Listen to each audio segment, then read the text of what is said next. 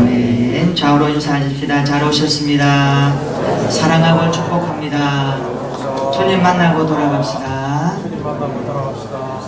지금도 우리나라에 아픔이 하나 있습니다. 2014년도 4월 16일 수학여행 가다가 침몰한 세월호 때문에 아직까지도 아픔이 남아 있습니다.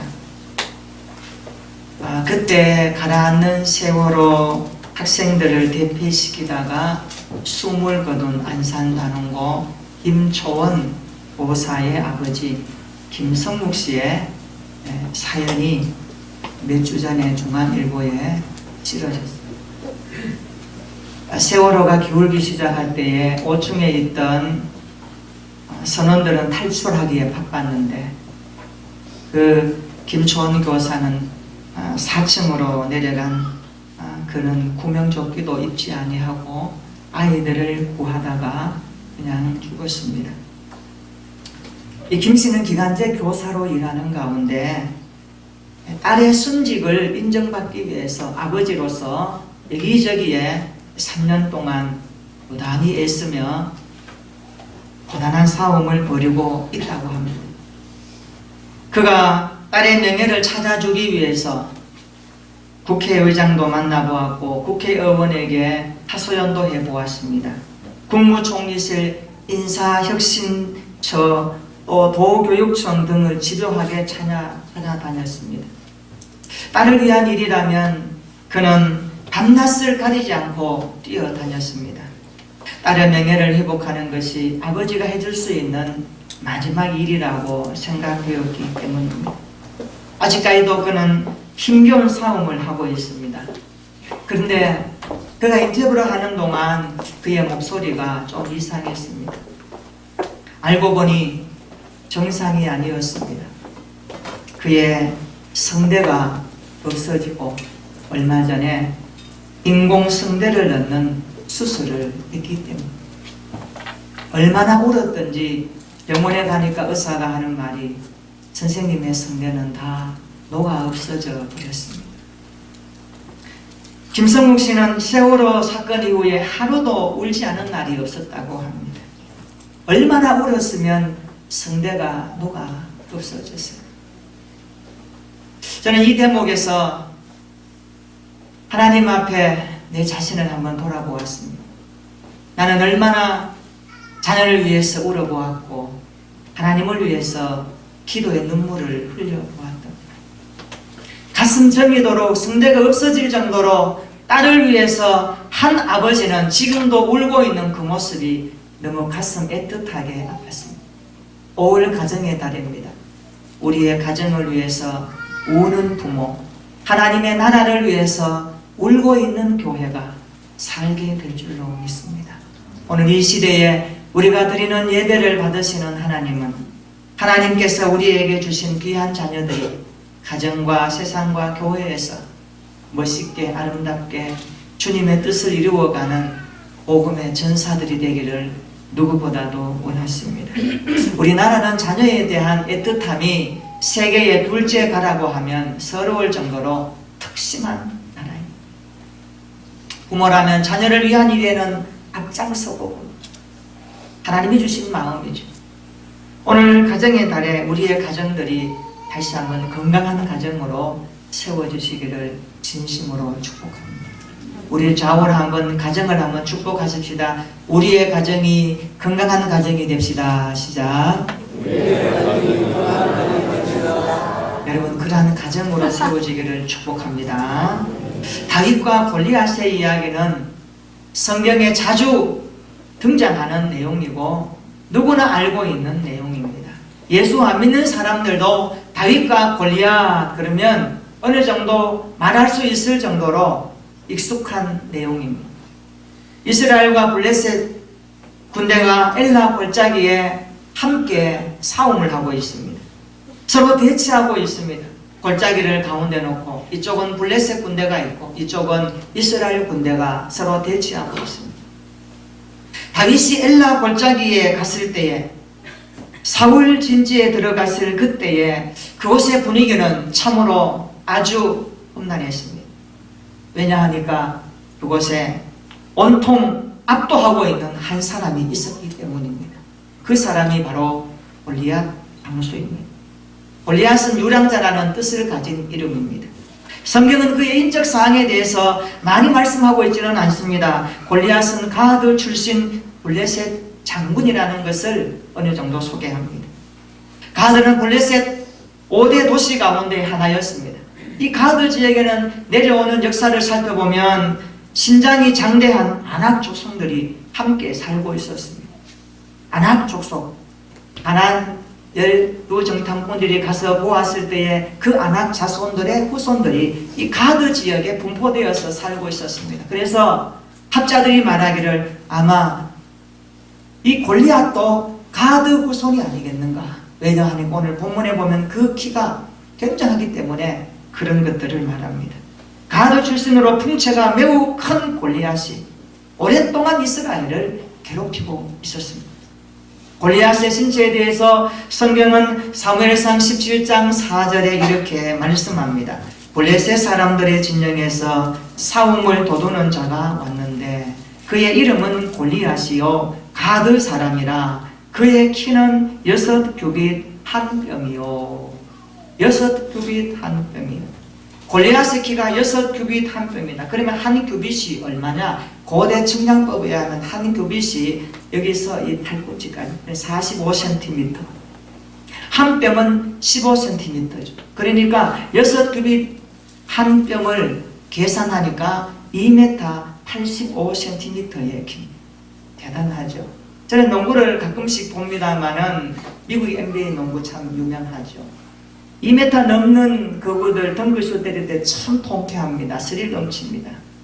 아직까지 2m 85cm 되는 사람 들어본 적이 없어요. 당시에 가드 출신 골리앗은 키가 장대했어요. 우리가 거기 서면 매니 같겠죠. 이런 사람이 5절부터 보면 머리에는 녹투구를 쓰고 몸에는 비늘 갑옷을 입고 나타납니다. 다리에는 녹각반을 다 착용하고 어깨에는 녹단창을 메었고 손에는 창과 방패를 들고 나타나 있습니다. 그가 이스라엘 향하여 이렇게 외칩니다. 너희는 한 사람을 택하여 나에게 보내라. 나와 싸워서 너희가 이기면 내가 너희의 종이 되고 내가 이기면 너희가 나의 종이 되도록 하자.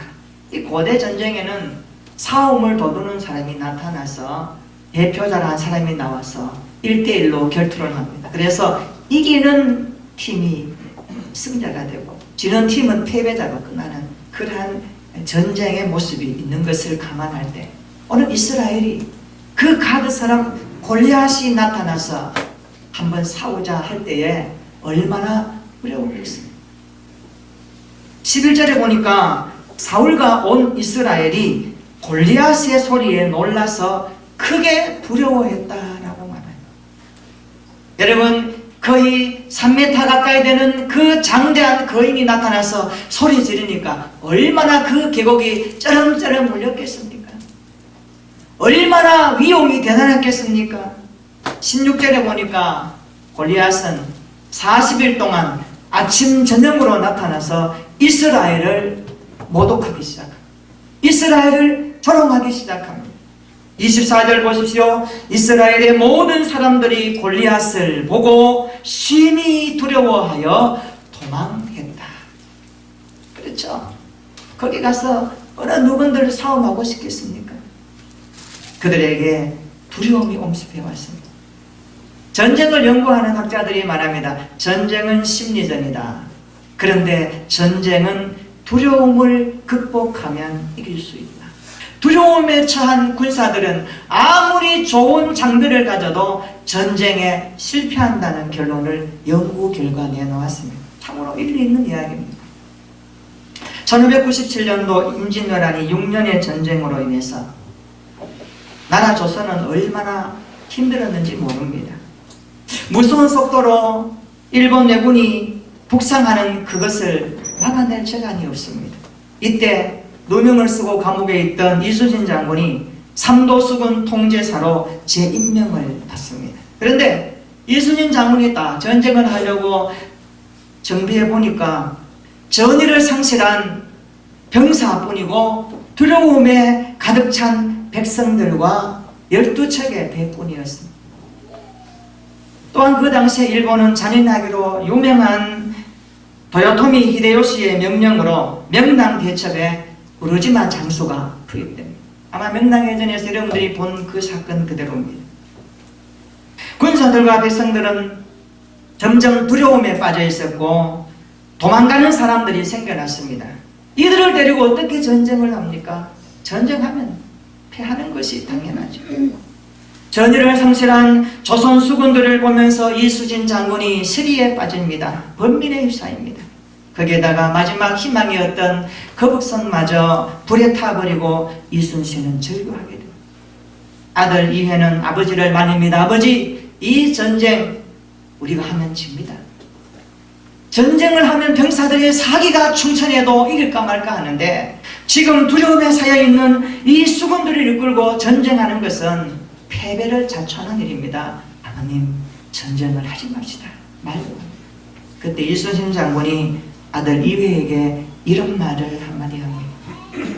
두려움을 용기로 바꿀 수만 있다면, 두려움을 용기로 바꿀 수만 있다면 전쟁은 해볼만 한데, 오늘 여기 보십시다. 이스라엘 백성들이 엘라 골짜기에 진치고 상대편에 있는 그 가드의 장수 블레셋의 소리 앞에 얼마나 두렵고 떨고 있는지를 모릅니다. 심리적으로 주눅되어 있는 겁니다. 당장이라도 피바다로 변할 것 같은 분위기에 휩싸여 있습니다. 두려움과 증오와 오만이 부글부글 끓고 있는 그 엘라 골짜기를 한번 보십시오. 창과 번뜩이는 칼과 숲을 이루는 그 두려움이 팽팽한 전쟁에서 누가 이길 수 있겠습니까? 이때 등장하는 한 사람이 오늘 다윗입니다. 다윗이 등장하면서 이렇게 말합니다. 오늘 본문의 말씀 우리 같이 한번 읽어보겠습니다. 시작. 다윗이 블레셋 사람에게 이르되 너는 칼과 창과 단창으로 내게 나오거니와 나는 만군의 여호와의 이름 곧 내가 모욕하는 이스라엘 군대의 하나님의 이름으로 내게 나아가노라. 아멘. 지금 골리앗은 칼과 창과 단창을 손에 들고 있습니다. 골리앗이 무장하고 있는 그 모습을 보면 빈틈이 없습니다. 철저하게 싸움을 위해서 준비된 사람입니다. 이기려고 나온 사람입니다. 여러분, 이기려고 나온 사람한테 덤비면 참 힘들게 전쟁할 수 있겠죠. 그런데 다윗은 어떻습니까?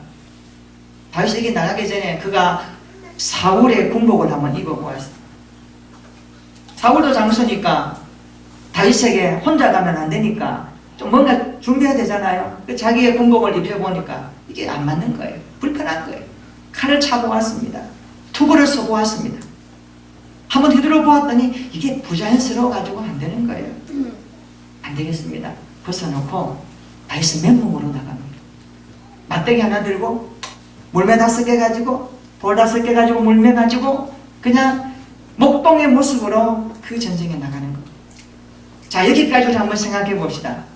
한쪽은 2m 85cm의 기골이 장대한 그 고함 소리만 들어도 오금이 저릴 정도로 두려움이 있는 그 장수가 버티고 있고, 한쪽은 어린애입니다. 작습니다. 가진 것도 없습니다. 손에는 그저 막대기 하나 들고 나가. 여러분, 이 싸움이 어떻게 결과날까요? 우리가 오늘 본문을 통해서 읽어보지만 우리가 엘라 골짜기에 가서 이 싸움을 한번 본다고 상상해 봅시다. 여러분은 누구의 손을 들어주고 싶습니까? 사람들은 다윗과 골리앗의 싸움 뻔하다. 어른과 아이의 싸움이지 않느냐. 100% 다윗이 진다. 그렇게 말할 것입니다. 그런데 성경은 뭐라고 합니까? 다윗과 골리앗의 싸움에서 누가 이겼을까요? 성경은 50절과 51절에 이렇게 기록해 두고 있습니다. 우리 같이 한번 읽어볼까요? 사무엘상 17장 50절 51절 시작. 다윗이 이같이 물매와 돌로 블레셋 사람을 이기고 그를 쳐 죽였으나 자기 손에는 칼이 없었더라. 다윗이 달려가서 블레셋 사람을 밟고 그의 칼을 그 칼집에서 빼내어 그 칼로 그를 죽이고 그의 머리를 베니 블레셋 사람들이 자기 용사의 죽음을 보고 도망하는지라. 아멘. 싸움의 결과는 다윗의 승리였습니다. 그것도 통쾌한 다윗의 승리였습니다. 성경은 다윗과 골리앗 싸움에서 다윗이 통쾌하게 골리앗을 이겼다라고 기록합니다. 할렐루야. 여기서 우리가 한번 생각해 봅시다. 우리가 성경을 읽으면서 이런 결론을 도달하지만 우리가 정말 다윗의 승리가 예상되었다라고 우리가 기대할 수 있는 상황이었습니다. 골리앗 앞에 나타나는 다윗을 보면 사람들은 말할 것입니다. 가슴을 들면 쟤 왜 저래?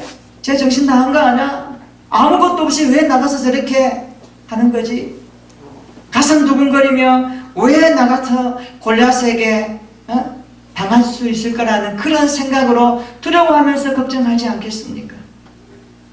염려 반 걱정 반이 아마 우리의 마음의 공통적인 관심일 겁니다. 그렇다면 오늘 성경은 이 다윗이 어떻게 골리앗을 이기게 되었습니까? 오늘 본문을 통하여 우리에게 주신 다윗의 승리의 비결이 무엇일까?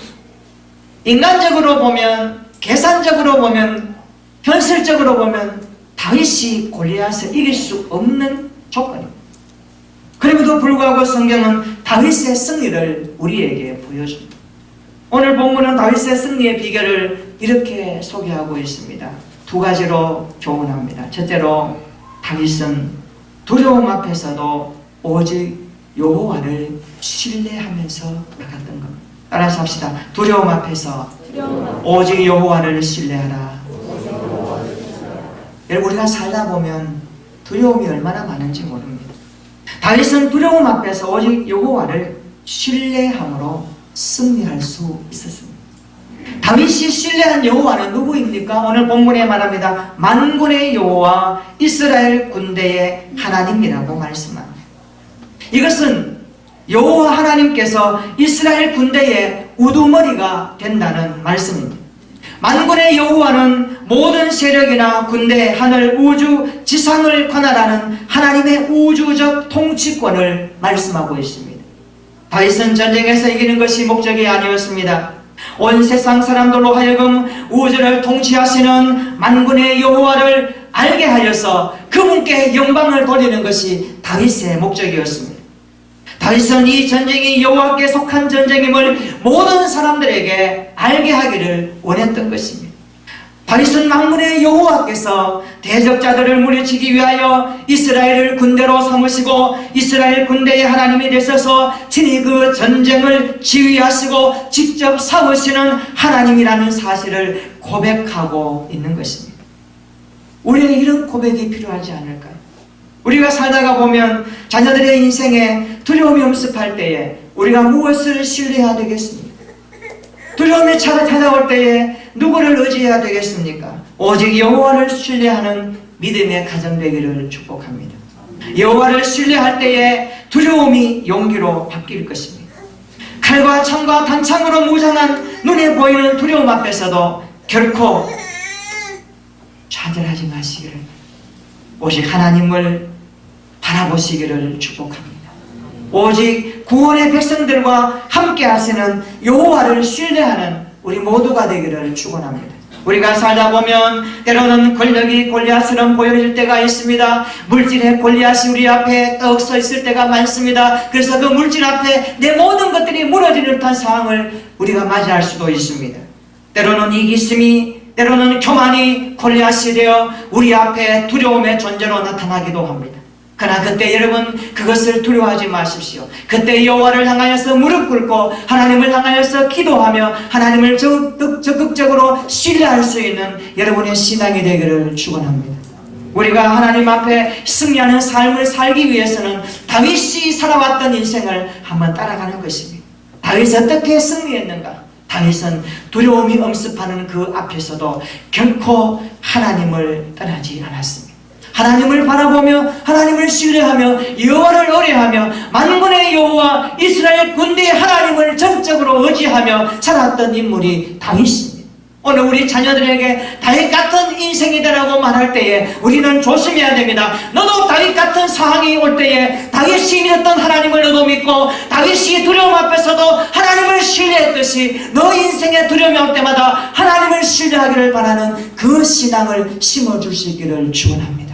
그래서 우리의 가정의 자녀들이 두려움이 있는 이 세상 가운데서도 하나님을 전적 의지하며 주의 약속 붙잡고 하나님이 말씀하신 대를 따라가면서 오늘 또 두려움을 극복하여 승리하며 살아가는 우리의 자녀들 되기를 축원합니다. 이 일에 우리 모든 부모들이 함께 기도하고 함께 자녀들을 주의 말씀으로 세워가는 일에 수고하시기를 바랍니다.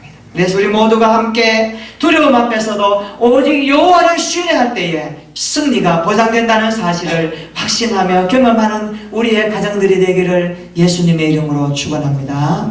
두 번째, 다윗의 승리 비결은 맡은 일에 최선을 다하라입니다. 다윗은 형 엘리압과 아비나답과 삼마는 사울을 따라 전쟁에 참여하고 있습니다. 아버지 이새는 다윗에게 심부름을 하나 시킵니다. 얘야, 형들에게 음식을 갖다 주어라. 안부를 물어보아라. 잘 있는지 증표를 가지고 오라. 부모의 마음이 동일하지 않을까요? 전쟁에 보낸 아들 잘 있는지 궁금하지 않습니까? 막내 아들을 보내어서 말하면 얘야, 형들 가서 좀 보고 오너라. 그리고 그 확인서를 내가 좀 보아야 되겠다. 다윗은 아침에 일찍 일어납니다. 준비한 음식을 가지고 양치기에게 맡기고 어디로 갑니까? 엘라 골짜기로 갑니다. 가서 형들을 만나서 무난하는 그 상황에 지금 골리앗이 나타나서 이스라엘을 모독하는 겁니다. 다윗의 귀에 들렸습니다. 이스라엘 하나에서 모독하는 그의 소리가 다윗의 마음에 불편함으로 다가왔습니다. 다윗이 어떻게 합니까? 의문을 느낍니다. 그리고 골리앗과 싸울 것을 결심합니다. 그리고 오늘 본문에 등장합니다. 49절에 보면 다윗은 돌을 가지고 물매로 던져서 골리앗의 이마를 쳤다고 말합니다.